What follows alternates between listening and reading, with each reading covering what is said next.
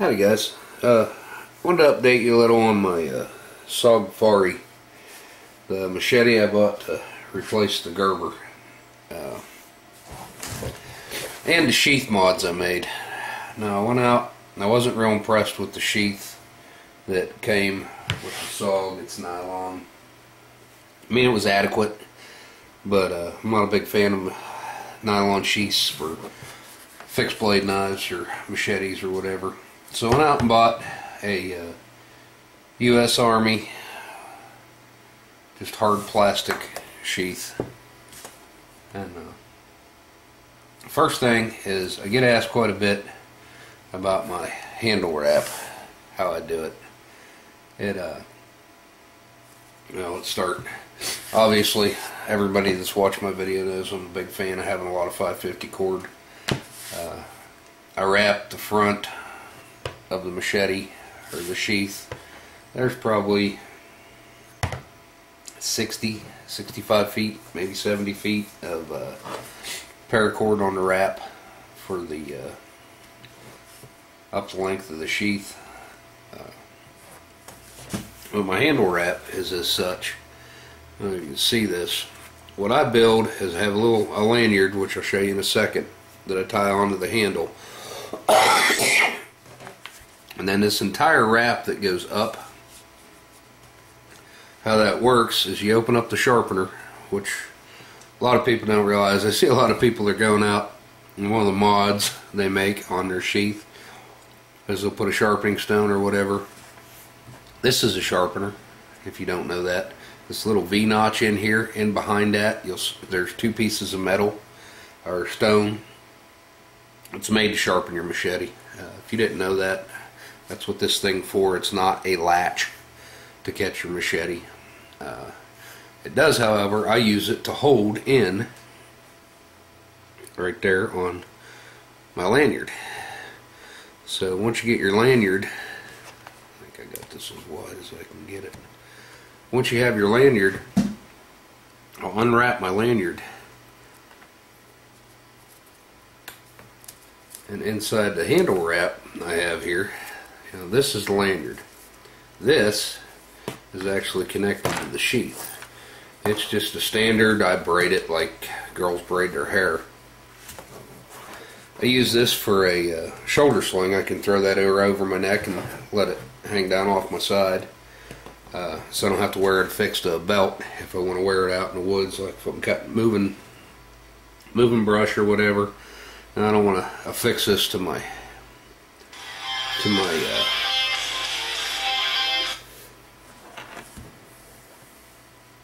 belt, so I'll take and I'll just hang that over my neck and let it dangle off my side.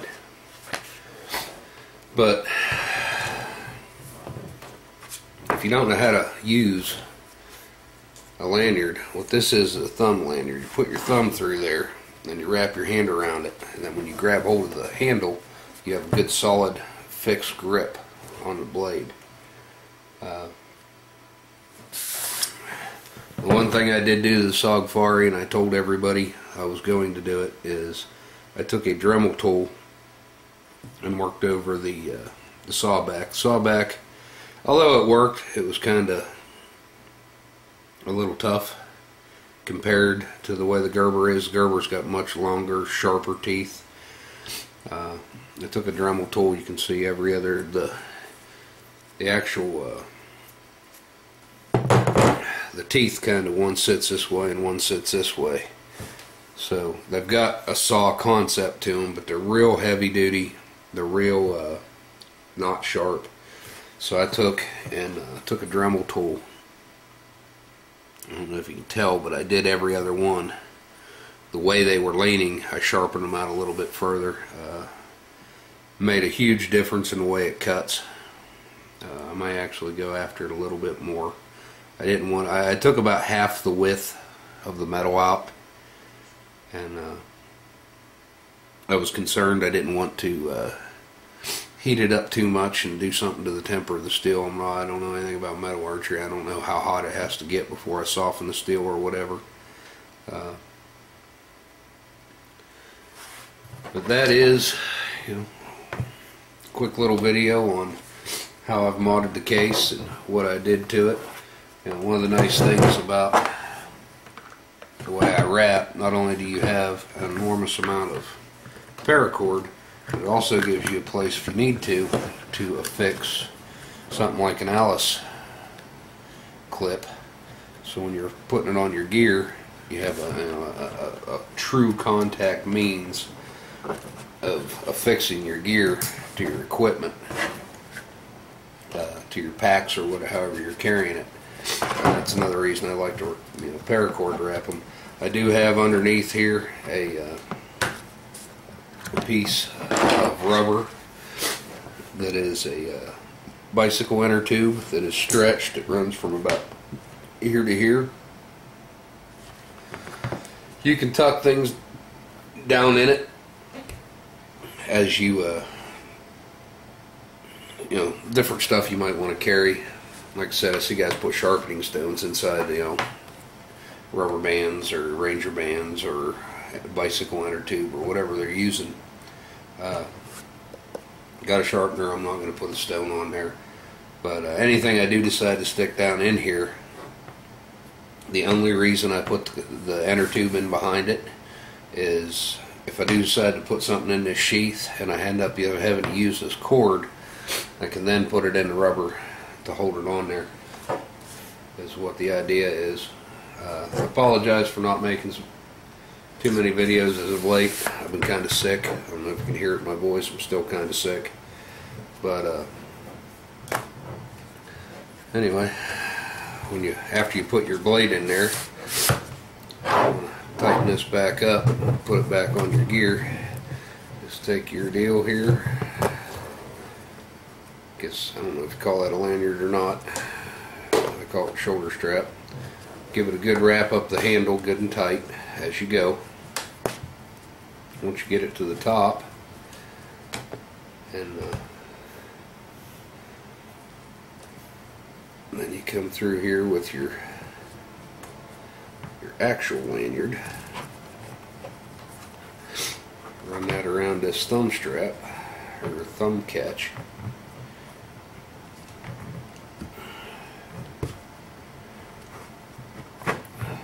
Kind of throw your locking, your sharpener up there is a lock. Now it's not going to fall out of my pack. I mean, it's in there. It comes out a little bit, but if something happens, you take a roll or tumble or whatever, it's not going to just jump out of your pack.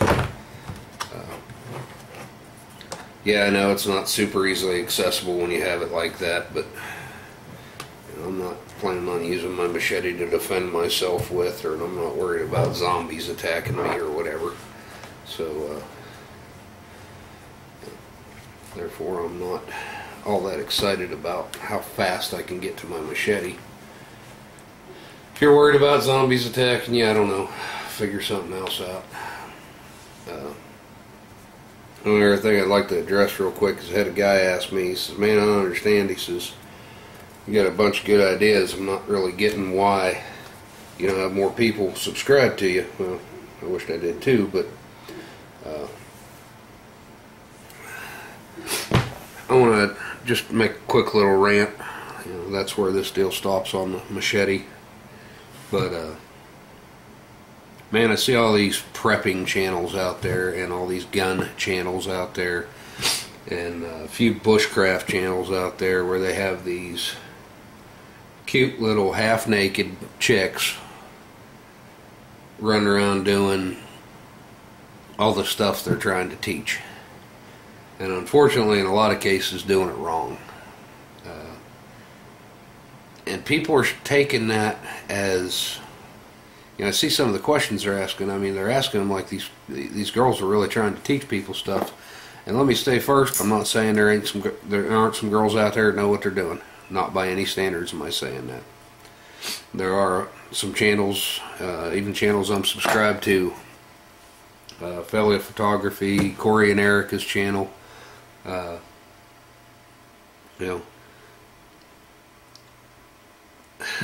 I don't know how to say this, I'm not trying to offend, well, certain people anyway. Like Corey and Erica, when that started, Erica didn't know nothing about guns, and if you watched her shooting develop over the course of however long they've been doing videos. I mean, that girl knows what she's doing with a gun now. Failure photography, same thing. I mean, she has put a lot of thought and effort into her carry styles, how she carries in her lifestyle with, you know, the clothes she wears and all that. I actually refer concealed carry students to her all the time, the girls in my class, because I mean, she has done put a lot of thought and effort into how she carries. But you know what, those girls aren't running around with their boobs hanging out.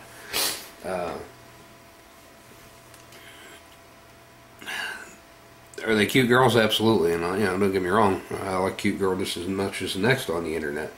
But you go to these other survivor channels or whatever, and shooting channels, and they have these half-naked girls running around with their boobs flopping, all but out of their stuff. I'm sure there's parts of it they have to. I mean, there's a couple of them they have to be editing out wardrobe malfunctions or whatever you want to call it, because there's just no way. I mean, it is what it is. But you know, I'm married way over my head. I've got an extremely cute wife, 5'2" or 3 inches tall, 100 pounds. I'm never going to use her to try and get subscribers on my channel, because you know, if you're trying to get subscribers, and I'm going to guess most of them are doing it because they want all the subscribers they can get all the hits they can get, to make all the money they can get out of the monetization of the videos. And you know what, if you're trying to make money with your boobs, that makes you a stripper. There's just no two ways about it. Whether you take your clothes off completely or not doesn't change it. So you know, I appreciate the guys that subscribe to me for the content. I hope the stuff that I put out helps you. If you know, get questions and comments, I appreciate them. But the big thing is, you know, I just show you what I've been doing for a long time. It's ever evolving. I'm constantly trying to come up with ways, you know, the better mousetrap. You know, I have things that I've done certain ways for decades, literally. But you know, something comes along, and if your mind's not open to change, you know, what I do in almost every situation works. And you know, that's the stuff I show you, what I do that I know that works. That being said, there's always a better mousetrap. I have evolved and changed partially because of YouTube. I mean, I've learned some stuff off YouTube that I thought were really good ideas, stuff I hadn't thought up. But I guess the moral of the story is, take these channels with these half-naked girls running around trying to show you skills. There was one I was watching this morning. It's part of the reason I decided to go ahead and make this video. She did gear reviews, and I mean, somebody's coaching her. She had some of the terminology right, some of the terminology wrong. But man, when I actually watched that girl go out and shoot a gun, and she's got no clue what she's doing with it. None. She's borderline dangerous. If she ever has to use that gun to defend her life, she's going to become another gear donor. So I hope she never does. But you know, that's the moral of the story. You know, take some of that stuff as a grain of salt. And don't get me wrong, I'll sit and watch them videos too, because I like the scenery. But take it with a grain of salt. Take it for what it is. And anyway, I appreciate you guys watching.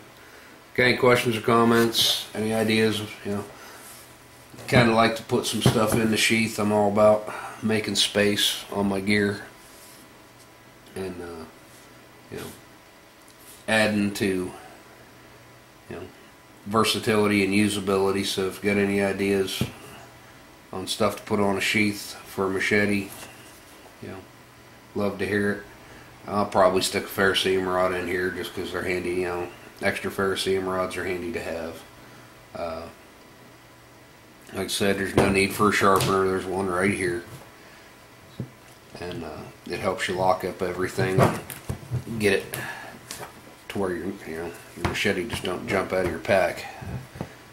So anyway, appreciate you guys watching, and as soon as I get this flu/pneumonia beat, we're going to get out in the woods and make some summertime videos on some of the stuff I talk about. So appreciate you watching. Have a good day.